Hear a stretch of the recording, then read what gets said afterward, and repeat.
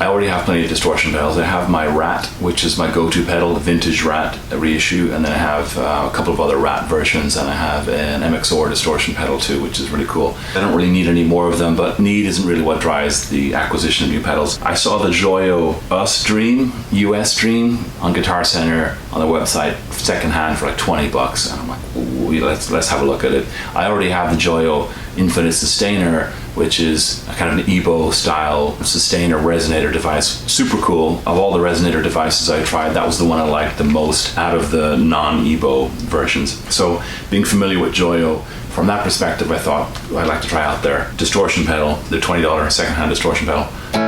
It's a little more expensive when you buy it new, and by a little more expensive I mean $35, so these are inexpensive pedals. I kind of like it. The first thing I notice is that the volume control isn't consistent. That's my clean tone sound, and there's a slight dip in volume when you bring the distortion in.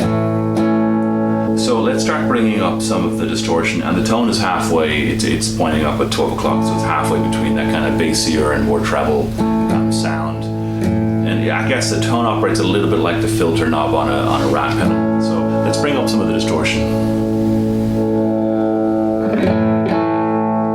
And right away what I noticed is that the volume has gone up quite a bit too. So the more I bring the distortion in, the more the sound is getting much louder than it was on the clean tone, which is a little bit unexpected and not awesome. So depending on the distortion setting, I'm going to want to play with the volume too. The higher the distortion, bringing the volume down.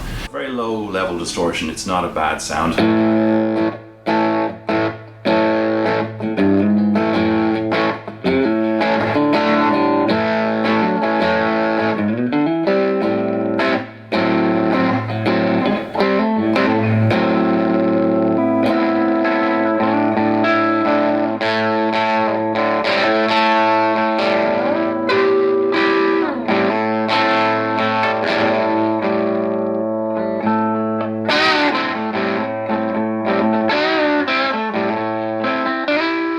Quite a barky kind of sound. It's a little staccato, but it's kind of useful. So let's just bring it up a little bit more. We're going to bring it up to about a third, and the volume continues to climb. So I'm just going to nudge the volume back. The more distortion, the more volume. So I kind of feel like that's an engineering flaw. It really shouldn't do that. It should keep the volume consistent, but just add in more distortion.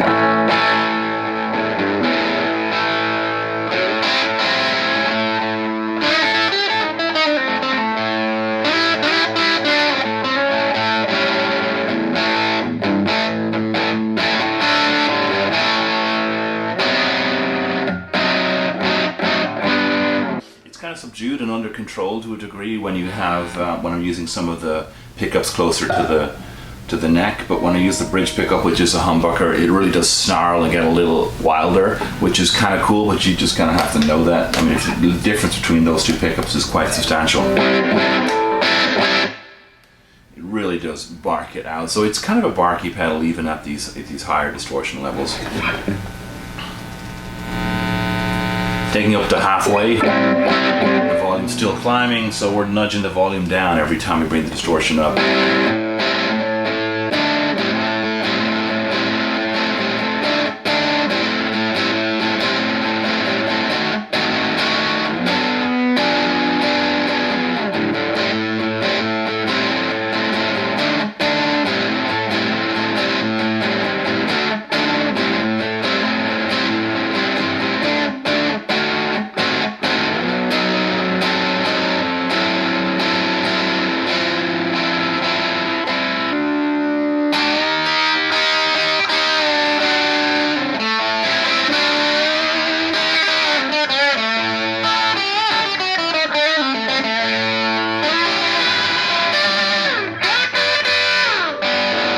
So at this level, it really does have a tasty kind of bite and bark, but it's pretty snarly. Now bear in mind I got the tone knob halfway through, and we'll look at that in a second, but it definitely is at the crunchier, more staccato, trebly end of the spectrum. So let's just bring it almost all the way up, and again the volume just getting a little out of control.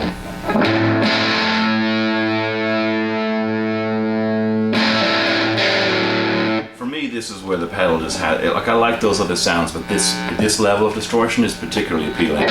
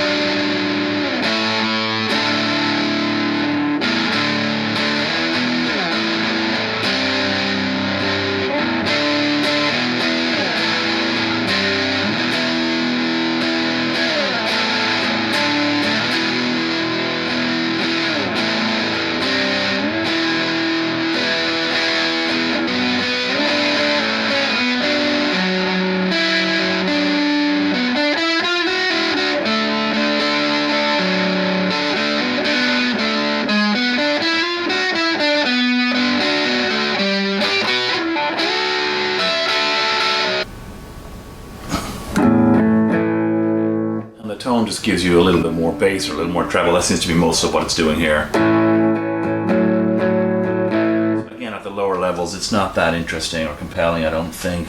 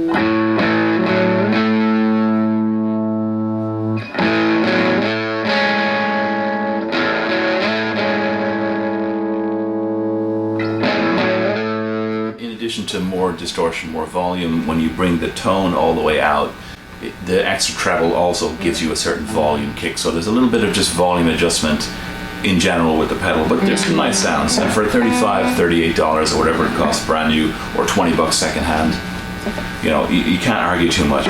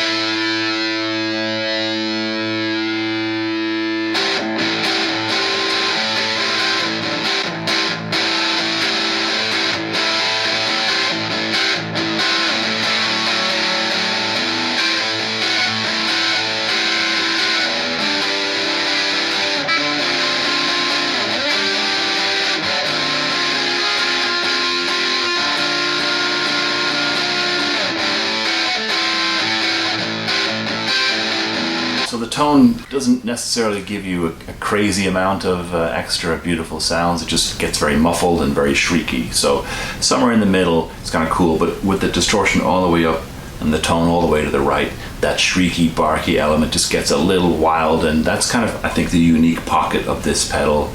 The other sounds are kind of cool, so this is definitely a small, inexpensive pedal to bring with you for your pedal board or for your gig. But I think the unique sounds are definitely with the distortion cranked and with the tone all the way out to the right, but it gets a little trebly, a little heavy trebly, but that's kind of where it sounds most different than anything else I've tried. So I kind of like it, pretty cool. I think I'm definitely going to throw it in here and there and get a different sound. And for $38, $39, I don't think you can go too wrong.